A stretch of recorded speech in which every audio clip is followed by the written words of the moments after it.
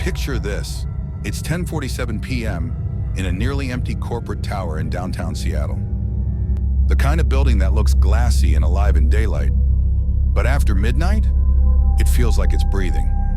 There's a hum in the hallway, soft, rhythmic, like someone exhaling through metal.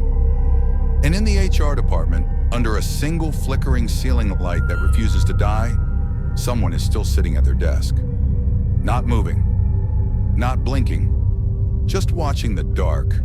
That someone is Mr. Carter. And tonight, Julia Hale, our HR manager, will walk past his desk and finally see what has been sitting inside that shape pretending to be an employee. So relax, settle in, turn down the lights if you dare. And let me tell you why Julia still refuses to take the elevator alone. All right, let's take a deep breath together. In and out. Good. We're drifting into that slow, floating space where the real world feels just a little detached. This is where our story belongs, half asleep, half aware, and fully unsettled. If you enjoy these long, quiet horror stories that follow you into your dreams, make sure to subscribe to the channel.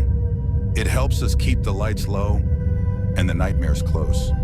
Now, let's head back to Seattle and to the man who never blinked. Julia Hale had been the HR manager at Ardent Dynamics for 5 years, which, by corporate standards, qualified her for 2 things. 1, mild burnout. 2, the uncanny ability to detect employee weirdness from a mile away. But nothing, absolutely nothing, prepared her for Mr. Carter. He joined the company on a rainy Thursday in October. Seattle rain, meaning gray sky, gray mood, gray everything. Even the onboarding forms looked damp. Julia met him in the lobby, where Angela, the receptionist, whispered, "He's strange. You'll see." Julia brushed it off. Everyone seemed strange on their first day. But then Carter stepped forward, tall, too tall, like someone stretched him a little past what human ligaments are designed for. His face was symmetrical, painfully symmetrical. His hair was parted at a mathematically perfect angle. His posture, straight enough to make yoga instructors feel insecure. But what Julia noticed most was his eyes. Wide, alert, fixed, and not blinking. Maybe dry eyes, maybe a tic, maybe too much caffeine.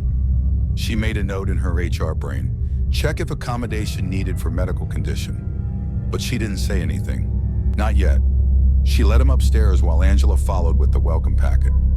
Carter walked a step behind them, quiet, steady, unnervingly graceful. No footsteps, no sound, as if his shoes hovered a millimeter above the ground. First sign something was off. Onboarding went surprisingly smooth. Carter filled out forms at lightning speed, his pen moving in precise mechanical strokes. Julia joked, "Wow, you're efficient. Most new hires take at least an hour." He gave her a smile, a slow one, like he had to compute the appropriate mouth shape. "I practice efficiency."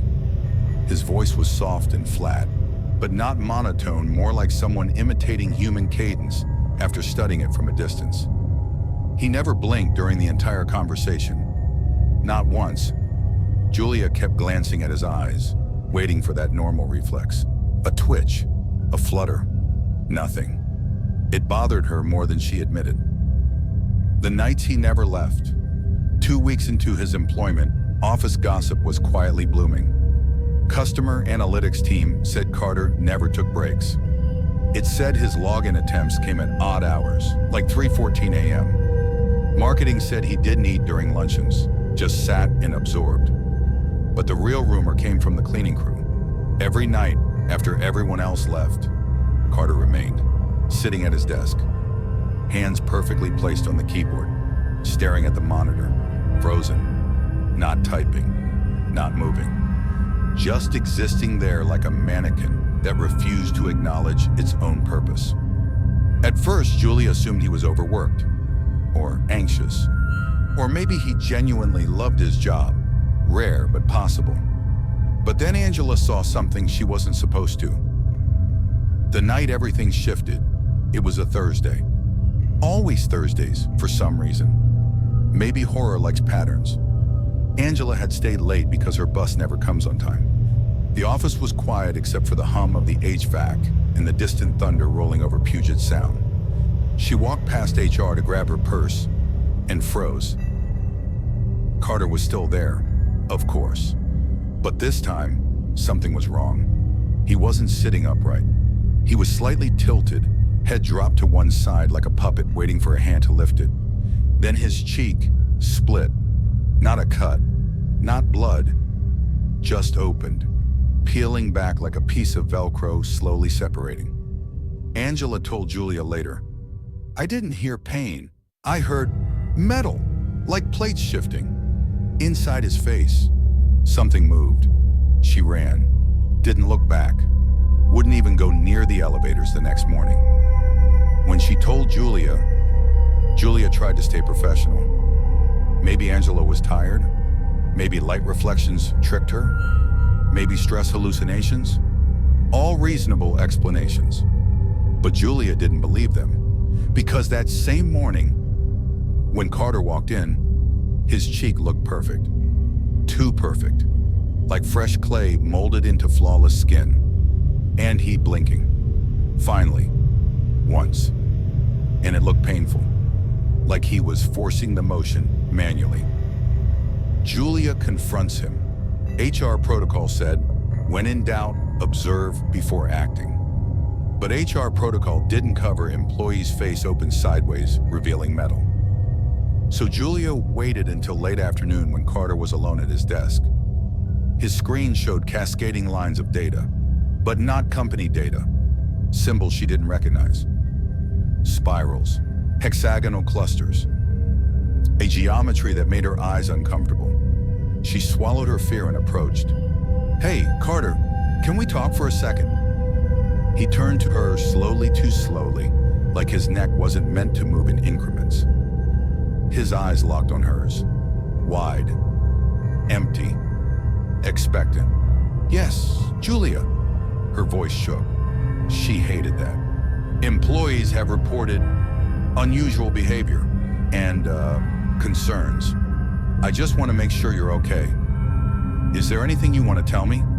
He studied her for a long, silent moment. Then he said, calm as still water, "I only borrowed this shape to work among you." Julia blinked. "Borrowed? Shape?" She backed up half a step. "What do you mean by that?" Carter tilted his head. "This form, this face, this arrangement you call a person. It is temporary, functional." Julia's heartbeat crawled up into her throat. "Carter, are you joking with me?" He smiled. Not kindly, not cruelly, just wrong.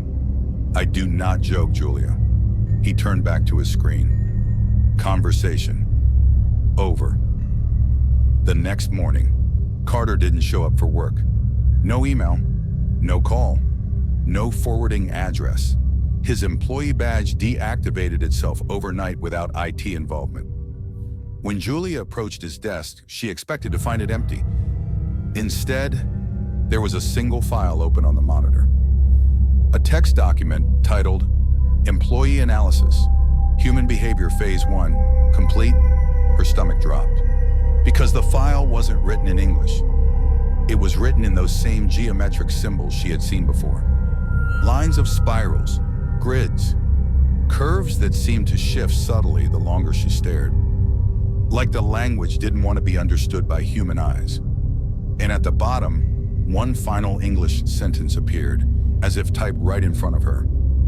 Further observation unnecessary. Host species predictable. Julia stumbled back from the desk.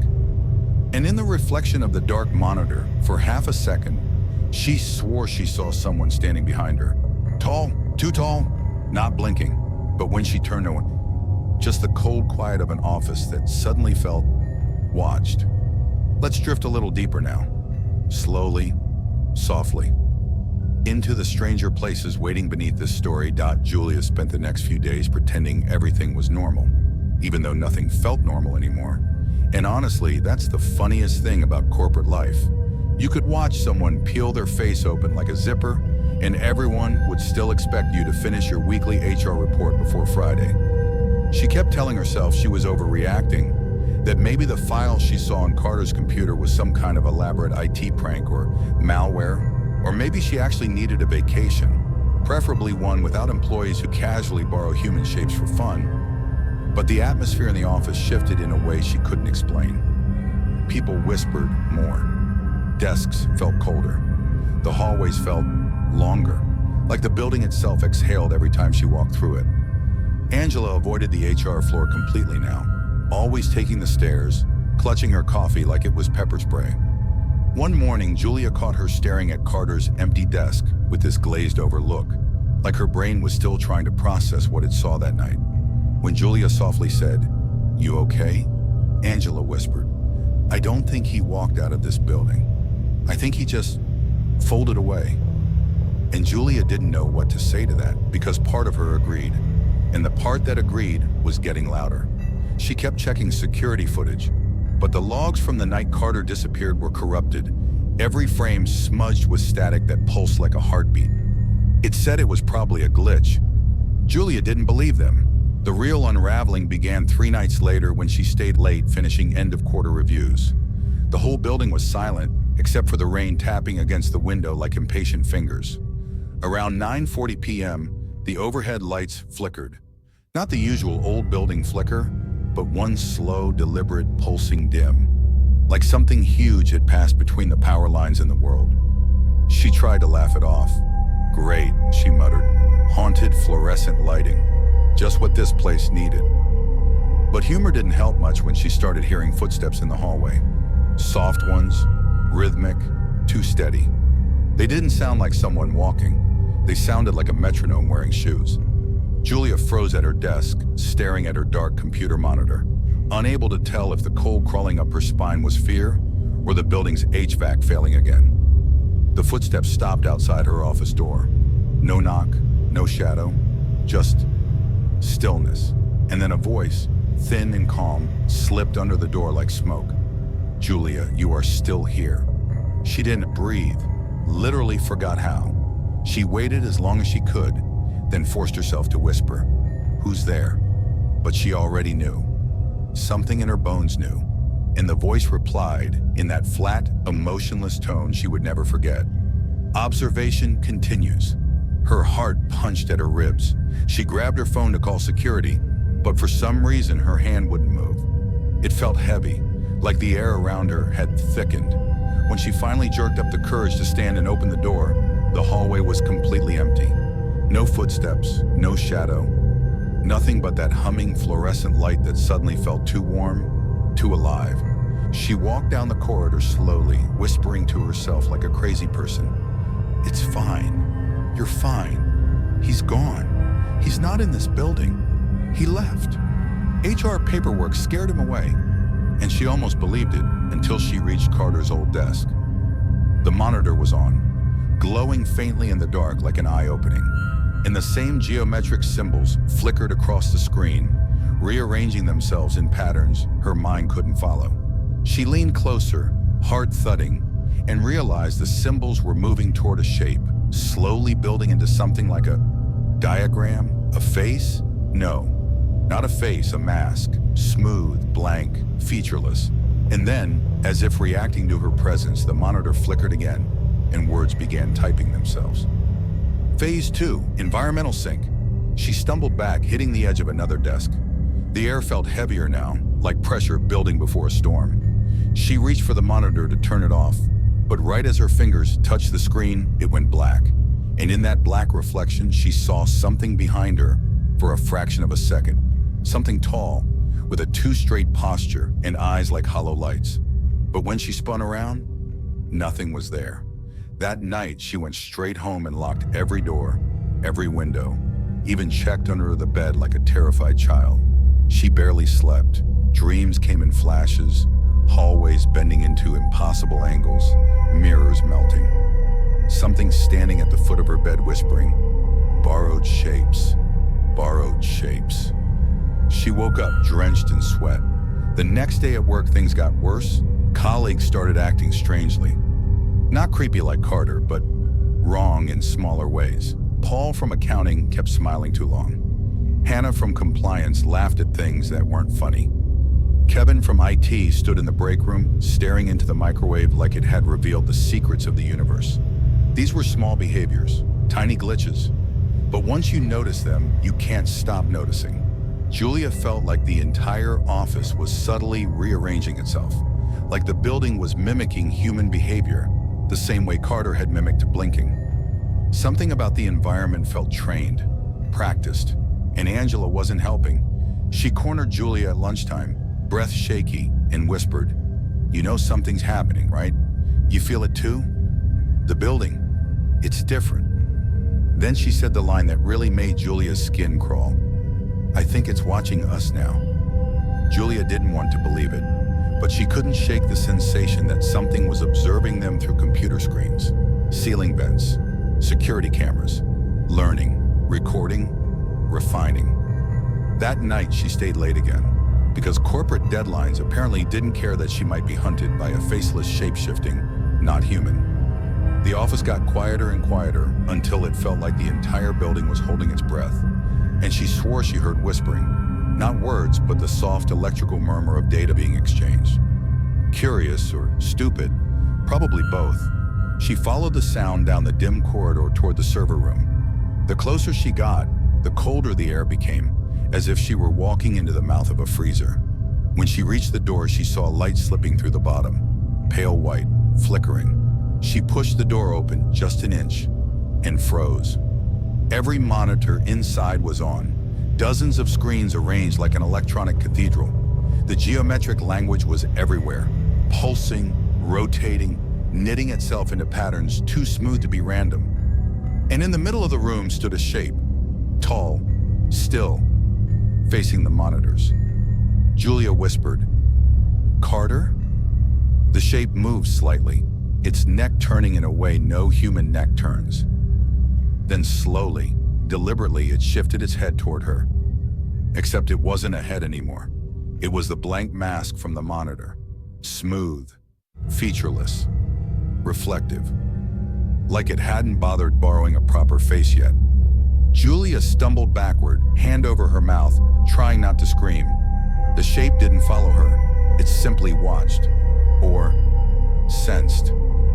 She wasn't sure. She ran, didn't stop, didn't look back. She didn't even remember the elevator ride or the sprint to her car. All she knew was that something was here. Not just Carter, but something larger. Something that used the building like a shell or a host.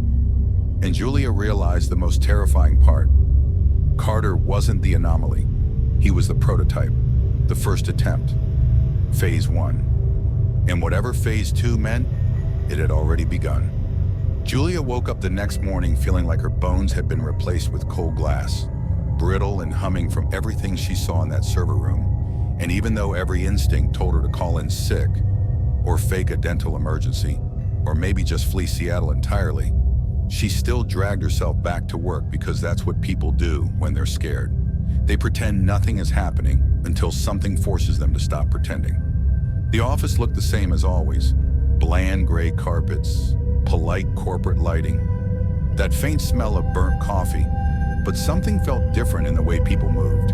Like they were slightly out of sync with themselves, like half the office had downloaded an update overnight, and Julia wasn't included in the rollout. Paul greeted her with a smile that didn't reach his eyes. Hannah laughed at a joke Julia didn't make.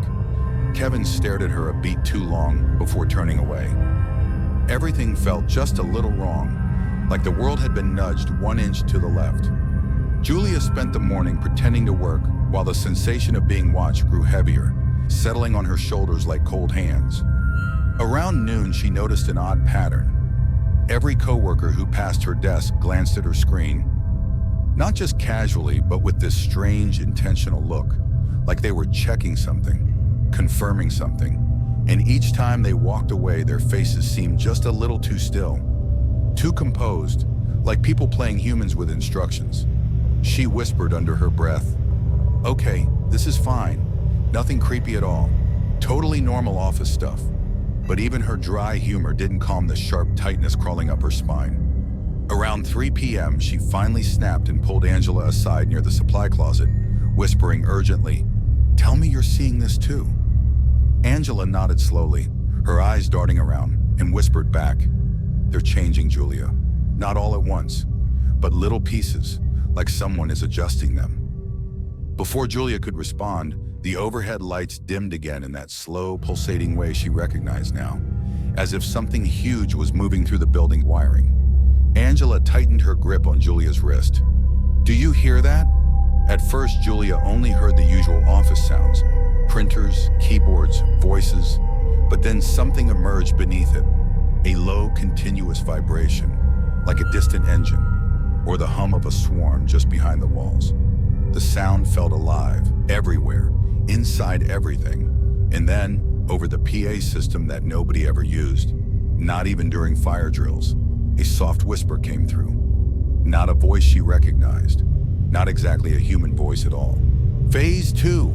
The sound cut off instantly, leaving the office too quiet, too still, and Julia slowly realized every single person had stopped working at the exact same moment. Every colleague froze, hands hovering over keyboards, eyes blank, and then, in perfect unison, they all turned their heads toward her, a slow, synchronized movement that no group of humans should be capable of without choreography. Julia couldn't breathe. She whispered to Angela, "Don't move," but Angela was already trembling. For one horrifying second, the entire office stared at Julia like she was an object under a microscope. Then just as suddenly, everyone blinked and went back to normal, typing, walking, talking, as if nothing had happened. Julia felt nausea rise in her throat. It wasn't just Carter. It wasn't just the server room. Something was rewriting people, the building, maybe everything. She didn't remember deciding to run, but suddenly she was in the stairwell, heart pounding, the fluorescent lights buzzing overhead like a swarm of insects whispering secrets. The stairwell felt wrong too cold, too quiet, and halfway down the lights flickered and she swore she saw a reflection in the metal railing. Not her own, but Carter's blank mask leaning over her shoulder. She bolted out of the stairwell and into the parking garage, the echo of her footsteps bouncing off concrete like someone, or something, was following 2 steps behind. She practically dove into her car, hands shaking as she fumbled with the keys, whispering, "Please start, please start." And the engine roared to life like it understood urgency for the first time. As she sped out of the garage, she looked in the rearview mirror and froze. A figure stood by the exit gate, tall, too tall, perfectly still, and even from a distance, she felt its eyes on her. That night, she didn't go home. She drove aimlessly around Seattle, through foggy streets and dim highways, trying to outrun the feeling that the whole city was subtly shifting under her like a living organism, adjusting to a new shape. She ended up parking by an old roadside motel, abandoned-looking but somehow comforting in its decay. The neon sign buzzed weakly overhead, the only sound breaking through the suffocating quiet.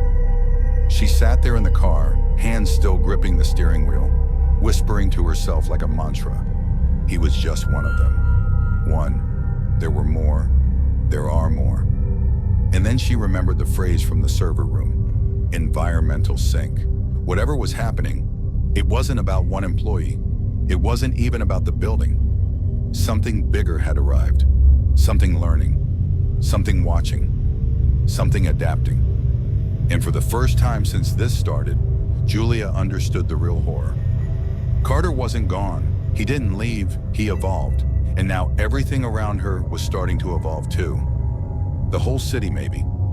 Or worse, maybe the whole species. Julia sat in that dusty motel parking lot long enough for the night to stain the sky a deeper shade of black.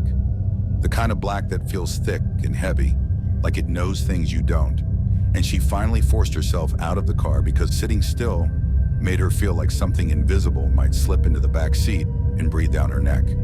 The motel looked abandoned from the outside, chipped paint, a flickering neon sign missing half its letters, in a quiet so deep it felt rude to interrupt. But she pushed open the lobby door anyway, half expecting the whole building to sigh in annoyance. Inside, the air smelled faintly like old carpet, and the last person who checked in sometime around 1998. The guy behind the counter, if he was a guy, looked up with the slowest motion she'd ever seen, like someone had to manually remind him how to lift his head, and for one terrifying second she almost thought he was another one of them. But then he blinked, twice, aggressively, like a human with dry contacts, and she nearly passed out from the relief. She booked a room with shaking hands, trying to act normal, trying to pretend she didn't feel watched by the wallpaper, and made her way down the long hallway lined with buzzing lights that flickered just enough to make her question reality. The moment she stepped into her room, she locked the door, slid the deadbolt, shoved a chair under the handle, and then sat on the edge of the bed whispering, "Yeah, that'll stop a shape-shifting inhuman entity. Good job, Julia." She tried to breathe to ground herself, but the building hummed around her in that same soft rhythmic thrum she'd heard back in the office, as if the world itself was catching its breath. She told herself she was imagining things, that she was overtired, traumatized, dehydrated. But then her phone buzzed. A notification. Unknown number. Just one sentence. "You cannot leave during synchronization." Her heart nearly stopped. She dropped the phone like it was a snake, then desperately checked the peephole in case something tall and too still was standing outside. Nothing but an empty hallway. She took another shaky breath, and then the lights in her room dimmed. Slowly, deliberately. Like someone was controlling the brightness slider from inside the walls. The hum grew louder, the air grew colder. Her breath fogged, and a low vibrating sound rolled under the floorboards, like machinery waking up. She backed toward the corner of the room, whispering, "Not again, not again, not here." And that's when she heard it. Footsteps, not in the hallway, not outside, inside the walls. Soft, careful footsteps, like something pacing, testing its weight, learning how to mimic walking. She felt her knees weaken. She pressed herself against the wall, half expecting it to pulse beneath her palms. And the footsteps grew louder, circling her room behind the plaster, moving in a pattern too controlled to be random. Then everything stopped. The hum, the vibration, the footsteps. Even the air felt still. And then, in that dead silence, someone whispered her name. "Julia." But the voice didn't come from the hallway, or the vents, or the ceiling. It came from everywhere, like the building itself was speaking through every surface. She clamped a hand over her mouth to stop herself from screaming. The lights flickered again, then steadied, and the whisper returned, softer this time, almost comforting. "Do not be afraid, you adapt quickly." Julia shook her head, violently whispering, "No, no, no, I'm not doing this. You don't get to ruin motels too." She grabbed her bag, snatched her keys, and stumbled toward the door. But before she reached it, every light in the room went out at once. The darkness swallowed her so fast it felt like a hand closing over her eyes. The hum returned, louder now, vibrating the floor beneath her feet. And something on the far side of the room began to glow. Just faintly. A pale, white, floating shape. She squinted into the dark, heart hammering, and realized it was a face. Not a real one. Not a human one. A blank mask, just like the one she saw in the server room, hovering in the air like it hadn't decided on a body yet. It drifted closer, smooth, silent, impossible. Julia backed up until her shoulders hit the door, her voice cracking as she whispered, "What do you want from me?" The mask hovered only a foot away now, tilting slightly, studying her with an expression it didn't have. And then a soft voice filled the room, gentle, clinical, curious. "Phase 3 requires proximity." She shook her head again, tears burning her eyes. "I'm not part of your phases. I didn't sign up for this." And the voice responded, with a softness that made her skin crawl. "All humans are part of the sequence. Some are simply aware sooner." The mask floated even closer, so close she could feel a cold presence brushing against her skin, like static in the shape of a face. Then something shifted behind it. The darkness moved, stretched, formed the outline of a body. Familiar. Wrong, but familiar. The shape was copying something. Copying someone. It took her a second to understand who. It was forming her silhouette, her posture, her face, her. She watched in horror as the shadow molded itself into her double. Same height, same stance, same trembling hands, but with eyes that glowed faintly white, like searchlights pointed inward. She whispered, "Stop," but the thing only tilted its head, mirroring her exactly. "Completion requires replication," it murmured, and Julia felt the room tilt, her stomach lurching as she realized this wasn't just about observation anymore. It was assimilation, replacement, and she was next on the list. The mask face of her double flickered like a glitching screen, and then the lights blasted back to life, a sudden flash so bright she had to shield her eyes. When her vision cleared, the figure was gone. The mask, the double, the voice, all gone. Just the empty motel room humming quietly like it was pretending nothing happened. Julia didn't wait. She ran out the door, down the hallway, out into the freezing night air, not stopping until she reached her car with the frantic certainty that if she slowed down even for a second, something would slide into the back of her skull and borrow her shape. As she sped away from the motel, the neon sign flickered again, but this time she realized the lights weren't random. They blinked in the same geometric patterns she'd seen on Carter's screen. The environment wasn't just sinking, it was expanding, and she whispered shakily, gripping the wheel, "If this is phase 3, what the hell is phase 4? I kept walking through that dim hallway with the kind of confidence you only get when you're too tired to be scared properly, and I kept telling myself, hey, if something jumps out now, at least it'll break the monotony. But the truth is, the deeper I went, the more the air felt like it was holding its breath, like the whole place was leaning in to listen to mine. And every time my footsteps echoed, it felt a little less like the sound was returning to me, and a little more like someone else was answering. And I swear I started hearing a soft dragging behind me. But I didn't turn around because I figured if it really wanted my attention, it would eventually tap me on the shoulder. And honestly, I was not in the mood for that. So I just kept moving until the hallway opened into this huge room, lit by a single flickering light. The kind of flicker that makes you wonder if it's trying to send Morse code or if it just hates being alive. And right in the center was that same chair from earlier, only now it was facing directly toward me, like it had been waiting. Like it expected me to sit down and politely accept whatever nightmare it had planned. And I stood there whispering, yeah, that's not happening. But the chair creaked anyway, slowly turning an inch, like an invitation or a warning pretending to be an invitation. And before I could decide which one it was, the air shifted, warm against the side of my neck, like someone leaning in way too close. And a voice I didn't recognize whispered something I didn't quite understand, but definitely didn't like. And I could feel my whole body go still the way a deer freezes on a quiet road. And for a moment, everything in the room went absolutely silent, almost peaceful, like whatever was here just wanted me to hear the stillness before it broke it. And then the chair slid an inch toward me without anyone touching it. And that was my signal, my cosmic memo, my official invitation to leave. And I took it, turning slowly, pretending I wasn't panicking, even though my heartbeat was basically auditioning for a drum solo. And I walked back through that hallway feeling like someone was matching each step from a few inches behind. But I didn't look, I didn't breathe too loud, I didn't even blink aggressively. And when I finally reached the door to the outside, I stepped through like someone trying not to wake a sleeping monster.